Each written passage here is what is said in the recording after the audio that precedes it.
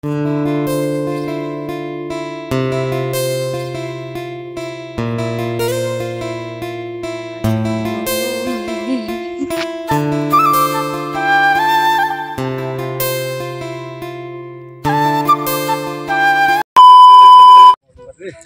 Friends, আমরা ঘুরতে যাচ্ছি। এদিকে সবাই হাই করে দাও। এই যে আমাদের দল বল কত বড়। তো চলো যাওয়া যাক, কোথায় যাচ্ছি না যাচ্ছি। আশা করছি ভিডিওটা দেখতে অনেক ভালো লাগবে সবার। তো চলো ভিডিওটা কন্টিনিউ করতেই থাকো। ঘুরতে যাওয়ার আনন্দে এতটাই আত্মহারা হয়ে গিয়েছি যে তোমাদের সঙ্গে ঠিকঠাকভাবে ইন্ট্রোটা পর্যন্ত দেইনি।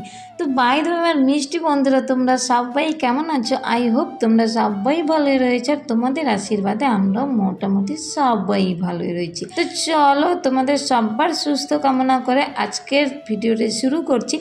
আই হোপ আজকের ভিডিও দেখতে তোমাদের অনেক অনেক ভালো লাগবে।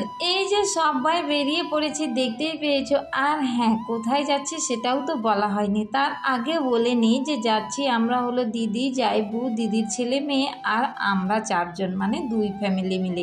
ওই যে গাড়ি এসে অনেকক্ষণ ধরেই দাঁড়িয়ে রয়েছে, আমাদেরই লেট হয়ে গিয়েছিল। তো চলো তাড়াতাড়ি করে এবার গাড়িতে ওঠা যাক আর যাওয়া যাক। অনেক দিন ধরেই চিন্তা করছিলাম যে কোথাও একটা ঘুরতে যেতে হবে, কারণ মাইন্ড বাড়িতে থেকে থেকে প্রচণ্ড খারাপ হয়ে যাচ্ছে। তো সেই মতো করে আজকে টাইম হয়েছে, এই যে যাচ্ছি। আর হ্যাঁ, সত্যি এত ভীষণ আনন্দ হচ্ছে মানে ঘুরতে যাওয়া নিয়ে, আর ভীষণ মজাও করেছি। তো চলো, স্বপ্নটা যে পূর্ণ হচ্ছে সেটাই তো। আর সব থেকে বড় বিষয় হলো কি বলো তো, যে বাড়ির আমাদের চারপাশে এত জায়গা থাকতেও আমরা দক্ষিণ দিনাজপুরের জায়গাগুলোকে এখনও পর্যন্ত দেখিনি। তো সেই জন্য ভাবলাম যে বাচ্চা নিয়ে তো দূরে কোথাও ট্যুর করা যাচ্ছে না, সেই জন্য ভাবলাম যে চলো আজকে না হয় গঙ্গারামপুরের সেই ঐতিহাসিক জায়গা বানগড় পার্ক এগুলোই ঘুরে আসি। তো সেই মতো করে এই যে আমরা পৌঁছে গিয়েছি, আর তোমরা যারা দেখেছো তারা অবশ্যই বুঝতে পারছো যে এটা বানগড়েরই রাস্তায় আমরা পৌঁছে গিয়েছি। তো ফাইনালি যে পৌঁছে গিয়েছি, আর এত এক্সাইটেড হয়ে আছি আমি দেখার জন্য যে কি রয়েছে এখানে, কারণ ভিডিওতে অনেক দেখেছি অনেক শুনেছি সেই মতো করে। কিন্তু আমরা এমন টাইমে এসেছিলাম যে এত রৌদ্র ছিল, সেই নিয়ে আমাদের গাড়ি ড্রাইভার ভীষণ বকেছে যে তোমরা ঘুরতে আসবে সেটা বলতে হবে না, তাহলে আমি বিকেলে নিয়ে আসতাম, কারণ ওকে ঠিকভাবে বলাই হয়নি সেই মতো করে। কিন্তু বলো, এখানে এসে যা শান্তি পেয়েছিলাম। একটু পরে ওয়েদার এত ভালো হয়েছিল যে সত্যি মানে বলে বোঝাতে পারবো না। অনেকক্ষণ ধরে এখানে বসেছিলাম। তো চলো এই যে চলে এসেছি, একটু তোমাদের সঙ্গে বানগড়েরও গল্প। অনেকের মুখেই শুনেছি কিছুই নেই বানগড়ে দেখার মতো, সত্যি কিছুই নেই দেখার মতো। কিন্তু তুমি যদি মনের 2 চোখ দিয়ে দেখো না, তাহলে বানগড়ে অনেক কিছু রয়েছে, অনেক কিছু। এই যে এই সব রাজার আমলের সেই সময়ের যে মানে ধ্বংসাবশেষ পড়ে রয়েছে, সেই 400 বছর আগের পুরনো, প্রায় ধরে নাও আমি আনুমানিক করছি। এই সব বিল্ডিং আমরা যে চোখে দেখতে পারছি, সেটা কি আমাদের যথেষ্ট নয়? তার মধ্যে আমাদের নিজস্ব দক্ষিণ দিনাজপুরে যে রয়েছে, সেটা তো আরও একটা বেশি গর্বের বিষয়। তো আমরা যে জায়গাটাতে দাঁড়িয়ে রয়েছি সেই বান রাজার আমলের, এটা ছিল নাকি হিমঘর।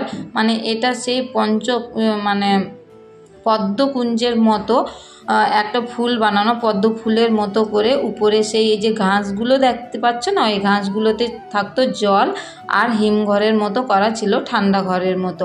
তো সেই জায়গাটা আমাদের কমপ্লিট হয়ে গিয়েছে দেখা। আর তারপরে চলে এসেছি আরেক জায়গায়, মানে দূরে আরও কিছু রয়েছে, সেগুলোও তোমাদেরকে দেখাবো। তো আর একটা জিনিস, হ্যাঁ তোমরা ভিডিওটা কন্টিনিউ করতে থাকো, স্কিপ করো না। শেষে সবথেকে একটা ভালো ইন্টারেস্টিং বিষয় আছে, যেটা আমার প্রচণ্ড ভালো লেগেছে এখানে এসে। দিদির মুখের হাসিটা দেখে বুঝতেই পারছো যে ও কতটা আনন্দে রয়েছে, আর আনন্দে শুধু গান করেই বেড়াচ্ছে। তো আমি জাইবুকে জিজ্ঞেস করলাম যে তোমার কি এসে ভালো লেগেছে? ওকে দেখলে কেমন হাততালি দিয়ে বললো যে সত্যি খুবই ভালো লেগেছে, খুবই, মানে এত সুন্দর জায়গা, মানে চোখে দেখেই মানে মুগ্ধ হয়ে গিয়েছি।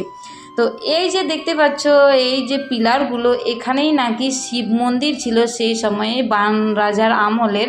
তো এখন তো প্রায় ধ্বংসাবশেষ হয়ে পড়েছে, আর এখন এখানে অনেকবার করে খনন কার্য করা হয়েছে, আর অনেক কিছু জিনিস পাওয়া গিয়েছে সেই রাজত্বের আমলের। তো সেগুলো এখন সব বালুরঘাট ডিস্ট্রিক্ট মিউজিয়ামে রাখা রয়েছে।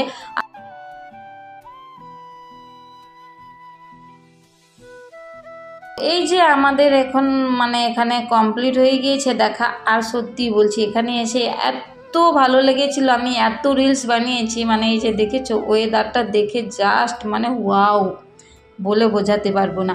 আর এই যত সব ফাঁকা জায়গা দেখতে পাচ্ছ না কেন, সম্পূর্ণই কিন্তু সেই রাজার আমলের সময়ের পুরোটা জায়গা জুড়ে সেই রাজার এরিয়া রয়েছে। তো এখন তো অতটা মানে সংরক্ষিত নেই যেহেতু, সেই জন্য অনেকটাই প্রায় ভগ্নাবশেষ হয়ে পড়েছে।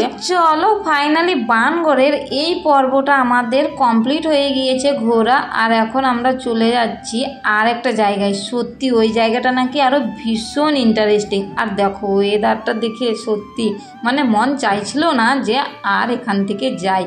তো চলো সেই ইন্টারেস্টিং জায়গাটাতে যাওয়া যাক তাড়াতাড়ি করে, কারণ মন কিছুতেই তর সইছিল না যে কত তাড়াতাড়ি যাব সেই জায়গাটা দেখার জন্য।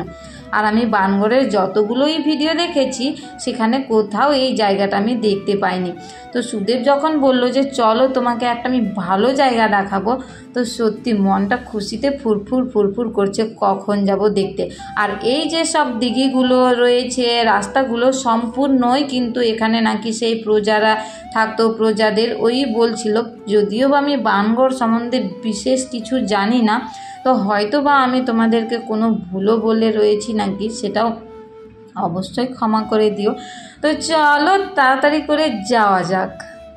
আসলে কি এই জায়গাটা নিয়ে সুদেব আমাকে এত ইন্টারেস্টিং গল্প শুনিয়েছে, রহস্যজনক, যেটা শুনে আমি আর তর সইতেই পাচ্ছিলাম না জায়গাটা দেখার জন্য। তো এই যে যে গির্জাটা রয়েছে তারপরে রয়েছে এখানে, তো কিছু দূর গিয়েই, আর গাড়ি তো সেখানে যায় না, তাই হেঁটে যেতে হয়। তো আমাদের একটু রাস্তা ভুল হওয়ার জন্য আমাদের খুঁজে পেতে দেরি হয়েছিল। তো ফাইনালি সেই জায়গাটাতে পৌঁছে গিয়েছি, আর আমি শুধু দেখে চোখ যেন জুড়িয়ে যাচ্ছে আমার, সত্যি মানে বলে বোঝাতে পারবো না। তো এই হলো ইন্টারেস্টিং জায়গা, মানে এটা হলো বান রাজার বিয়ের ছায়া মণ্ডপ। তো এটার অনেক গল্প নাকি রয়েছে, সেই গল্পগুলোই সুদেব আমাদেরকে শোনাচ্ছিল, আর শুনে এত ভালো লাগছিল। তো এটা হলো বান রাজার মানে বিয়ের ছায়া মণ্ডপ। তো দেখেছো ছায়া মণ্ডপটা কত সুন্দরভাবে এখনও রয়েছে, তাহলে ভাবো যে যখন বানানো হয়েছিল তখন কতটা সুন্দর রয়েছিল। তো এই ছায়া মণ্ডপের রহস্যটা হলো কি, যে এখানে যে 4টে পিলার রয়েছে, 4টে পিলারের মধ্যে তুমি একটা পিলারকে কিছুতেই ধরতে পারবে না 2 হাত দিয়ে, আর 3টে পিলারকে ধরতে পারবে। তো তখনই রাজার আদেশে এভাবেই বানানো হয়েছিল, মানে এইগুলো যে রাজার কথা ছিল যে এই রহস্যটা যেন কোথাও মানে না তৈরি হয়, যে আমার থেকে কেউ যেন না করতে পারে নাকি সেই ধরনেরই। তো একটা পিলার কিছুতেই তোমাদের দাদা ভাইরা ধরতে পারছিল না, 3টে পিলার সম্পূর্ণভাবে ধরা যাচ্ছিল, কিন্তু একটা পিলারে কিছুতেই হাত ঠেকাতে পারছিল না। তো সে সময় এটা সেভাবেই বানানো হয়েছে, আর এই রহস্যটা শুনে আমার ভীষণ ইন্টারেস্টিং লেগেছিল আর খুবই ভালো লেগেছিল। ফাইনালি আমাদের বানগড় ঘোরা কমপ্লিট, আর হ্যাঁ ভীষণ ভালো লেগেছে ভীষণ। তো তোমাদের ভিডিওটা কেমন লাগলো অবশ্যই জানিও, আর হ্যাঁ ভিডিও যদি ভালো লাগে তাহলে অবশ্যই তোমরা আমার চ্যানেলটা সাবস্ক্রাইব করে আমার পাশে থাকতে পারো।